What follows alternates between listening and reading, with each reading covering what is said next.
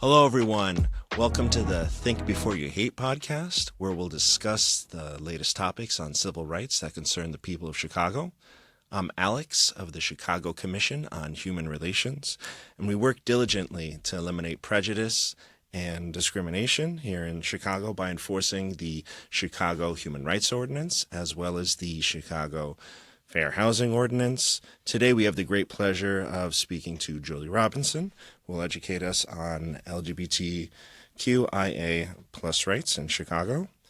And without further ado, Joli, welcome to this podcast and thank you for joining us today. Will you please tell me and our audience a little bit about yourself? Where did you grow up? What led you to become the CEO of the Center on Halsted? Yeah, awesome. Well, thanks for the invite to join today. This is a topic that is really near and dear to my heart. And so just the opportunity to talk a bit more about LGBTQ plus rights and what everyone can do about them and like how we're feeling is such a critical time for us to have this conversation.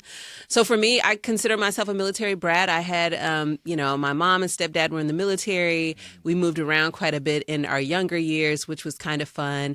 And then we found our way to Dallas, Texas. And so I was in Dallas for about 30 years, actually before moving to Chicago. So I'm a new transplant, new-ish, like a year and a half here in Chicago, and it's been beautiful. Oh, wow, I thought I was new. No, I'm newer than you. I'm newer than you. Very well then. Now, can you tell us about the Center on Halsted? What type of services and educational programs does the organization offer? And are these services catered specifically to the LGBTQIA plus community? Yeah, absolutely. So I, to go back to your first question, I took a circuitous route to get here to Chicago and to the Center on Halsted. I joined the organization in January of 2024. Prior to that, I was in Dallas. I was a CEO of a nonprofit that was focused on serving people experiencing homelessness.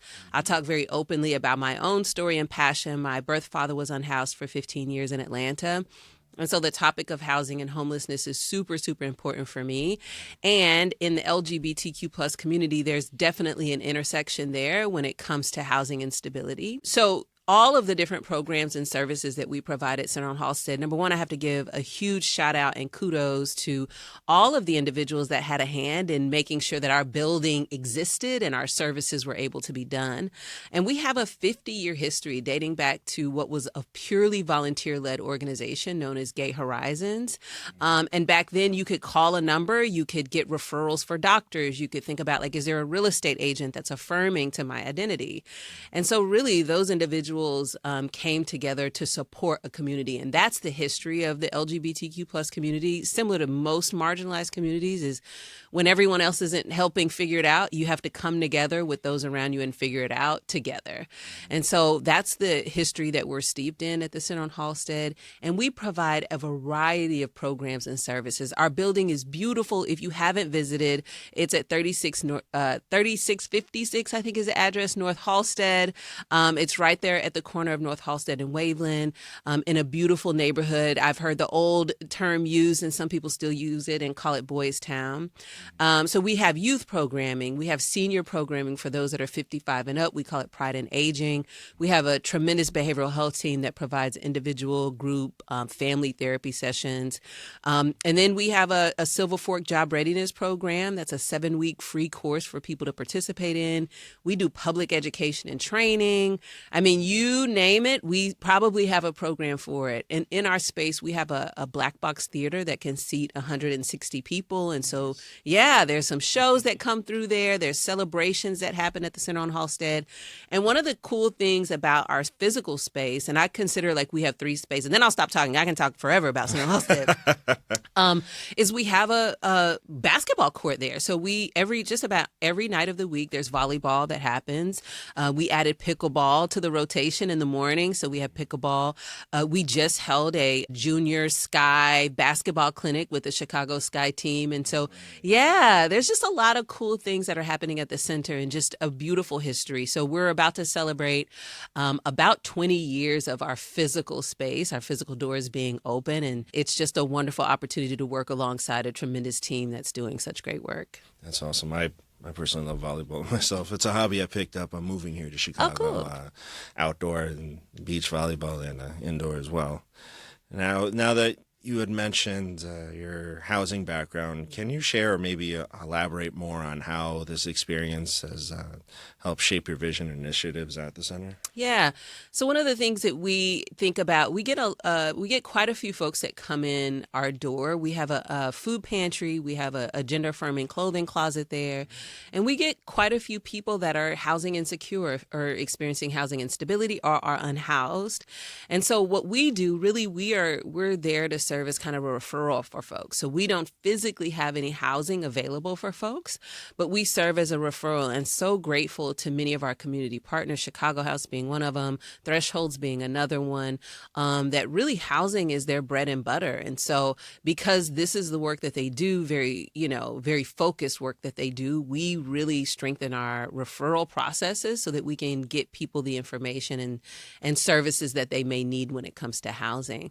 But we know, because of the work I've done in housing and homelessness, one of the populations, especially around youth, that sees some of the highest rates of housing instability across our country are LGBTQ plus youth, for a variety of reasons. Either they're being kicked out of their homes because of their identities, maybe they're in foster care and they age out of foster care. And so that's one of the kind of things that we continue to advocate for and beat the drum around, is like, we have to think about housing. We have to think about the totality of people that are coming in for services and what are the things that they need and require, and how can we, again, either provide that service or program, or how can we just have strong referrals and community partnerships with individuals that are doing those things. Very well then. Now, how do intersectional issues such as race and socioeconomic status impact the experiences of the LGBTQIA plus individuals in Chicago? Yeah, really good question. I use a specific example around, like, think about current immigration processes and things that are happening here, right? Immigration enforcement. Our LGBTQ plus community literally is within every community, right? We're in the Black community, we're in the Hispanic Latino community, we're in the Asian community, right? We're in the differently abled community. And so any of the rights or any of the policies that either serve or do not serve any of those populations impact our LGBTQ plus community.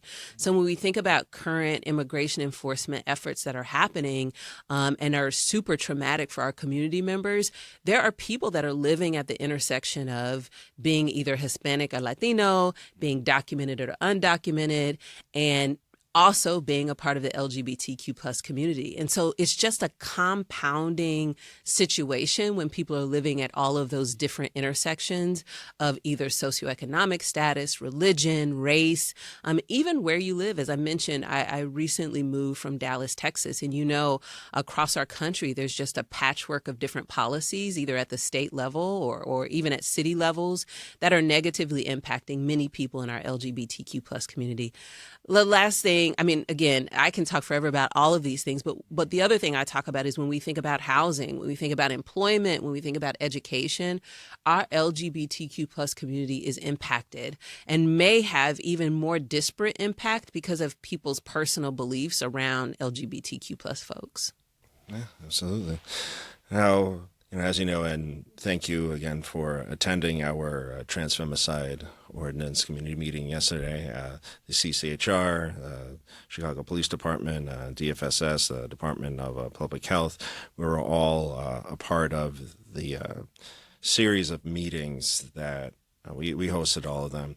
Now, these sessions, we hope to bring about policy changes in the city of Chicago. How can the trans and the LGBTQIA plus communities continue to have their voice heard outside of these meetings? Essentially, how can the trans and LGBTQIA plus community better advocate for itself? Yeah, I think everyone if you want to use like the aisles, the both sides of the aisle analogy, like everyone has a responsibility to either, if they feel comfortable and safe, many people in our community don't feel safe voicing their feelings, right? Because of all the things that we just previously talked about. So there's some folks that feel comfortable and safe in an advocacy role, right? Being front and center, talking about the issues that are pressing to the LGBTQ plus community and are really negatively impacting our community. community. And so those individuals, they may go on to news channels. They may have podcast opportunities. They may have close relationships with elected officials that they are engaging when it comes to advocacy work. For some individuals that may not feel that safe being so visible and advocating for such rights, which is totally okay. Those individuals have other means in which they're advocating for themselves in our larger community. Maybe they're writing to their elected officials. Maybe they're making phone calls. Maybe they're voting in a way that aligns with, their beliefs and their identities. So those are some of the ways that people are doing that and advocating for the rights of LGBTQ plus folks. People are on boards. They're on commissions, right, at the city level. There's an LGBTQ plus advisory group that meets, right, to talk about how do we prioritize our LGBTQ plus community, and not just prioritize, but how do we ensure that the things that are serving our LGBTQ plus community are baked into all processes. When it comes to education, whether it comes to housing or whatever the thing is, how do we ensure? I'm also on a rental rights kind of advisory group and commission. And so when it comes to rental rights, I'm coming with my LGBTQ plus lens about what does that look like for our folks to be served well. On the other side of the aisle, there's a responsibility. You mentioned some of the city departments that were there. I attended, there was a transfemicide meeting last night. I think that was July 30th that I attended. And so getting the opportunity to talk directly to the folks that are doing this work each and every day, it's good to hear from them. It's good to hear about, like, what are your policies? How are you prioritizing, or how are you at least thinking about this community and everything that you do? I've done a considerable amount of work around racial equity, and I tell people, you may not have somebody that's queer, that's gay, that's trans in the room while you're thinking about policy. But one way you can ensure that you're thinking about those impacts, just write an identity on a paper, have it in the room, set a table or a chair aside and say, so that you're visually always thinking about this individual that may be Black, that may be trans, that may be educated, college educated, high school educated or not. And how do we think about policies that would negatively or positively impact that individual? That definitely makes sense. Now, are there any legislative or policy initiatives at the state or even the federal level the LGBTQI plus community would like to see passed? Yeah. I mean, marriage equality is not that old. Marriage equality was just passed. I think it was 2015 when it was passed. Yeah. And so I think this moment in our country's history, there's a lot of fear, not necessarily about, like, how do we create ongoing legislation or policy that's baked in that protects our rights, but the fight that all those individuals, all the elders in our community really worked on when it came to marriage equality, is that going to be stripped away from us? And so really it's about, like, how do we hold the line for the policies, the legislation, the acts that really have been there to serve us well, that have protected us. It took us so long to even get there. And so we don't want to see those rights being stripped away. The other thing I offer up to people to think about is, even in this current moment when we're thinking about how nonprofits are being impacted when it comes to government grants, when we think about individuals that may be targeted, again, going back to the immigration conversation, or college students or research efforts that are happening at some of the colleges and universities that are being targeted, those are all negatively impacting our community. When we think about the headway that we've made around HIV and AIDS treatment and the work that we are doing to remove that stigma, we also want to ensure that those protections, that the medication is there, that PrEP and PEP is going to be available, and that our community continues to have access for it. And those are the things that we want to continue to ensure are funded and funded well. And we want to ensure that the rights and protections that people have fought so hard for and we've won over the years, that those will not be pulled back. Absolutely. Now, looking ahead, what do you believe are the next critical steps needed to advance an equitable and safe well-being for the LGBTQA plus community in Chicago and beyond and everywhere? I tell people there's a couple of things. Number one, I hope people are taking care of themselves in this season. I hope they're finding joy with their community. I hope that they have loved ones, friends, or family. In the gay community, we call it a chosen family as well. And I hope people are finding opportunities maybe to turn off the news on some days and really pour it back into themselves, right? Today, the weather is gorgeous, so I hope people are able to go outside and catch a breath and catch a beat. So like there's like, what do we do personally to care for ourselves? I lift up for folks, but also what does your community do alongside you to keep pushing, to keep going, to keep advocating, to not get weary, to not get so disappointed in what we're seeing and what we're hearing right now, to give up the fight. We have to keep going. We have to keep fighting. We have to keep showing up at the table when conversations are being had. And we have to continue to think about how do we focus not just on the other that's on the other side that we may think is like visibly against us, but how do we make sure we continue to draw more and more people to the community that we have? How do we draw more and more allies to this work and to the fight that we're doing? I tell people there's usually 3 things that you can do. You can advocate, donate, or volunteer. There's nonprofits and there's individuals that are doing such tremendous work. Equality Illinois, there's such a strong advocacy arm. AFC is doing such tremendous work around housing and other programs and services as well. So there's so many out there, right? Brave Space Alliance, Life is Work. There's so many out there that I am naming and not naming, and I hope people that engage them, research those organizations, Chicago Black Gay Men's Caucus, the task force, that you research those organizations and you find a way to get involved. Absolutely. That sounds great. My last question as we're wrapping up this conversation, I ask this question to every one of our guests. In your opinion, what can our listeners do in their everyday lives to combat hate and discrimination? I suggest that people have the tough conversation. Sometimes it has to start with those that you may eat Thanksgiving dinner with. Right? Sometimes it's your Uncle Charles who is saying something crazy about a certain community. And sometimes it's going to be uncomfortable to say, Uncle Charles, that's unacceptable. The language that you're using is unacceptable. And so, I hope that people aren't always thrust into those positions where they have to speak up, and maybe they can take off some of that armor when they're in those spaces with their families. But I say there's very kind of easy on-ramps that can really yield some changed hearts and some changed minds. And so I just ask that people be willing to have the hard conversations if they need to. Excellent answer. Now, another question, another thing about it that I wanted to ask, for any of our listeners, if they want to reach out to Center on Halsted, how may they do so? Yeah, really easy. So we have a beautiful website that we just revamped, so I'm super excited about it. Centeronhalsted.org. You can find us there. We're on Facebook, we're on Instagram, and we're on LinkedIn.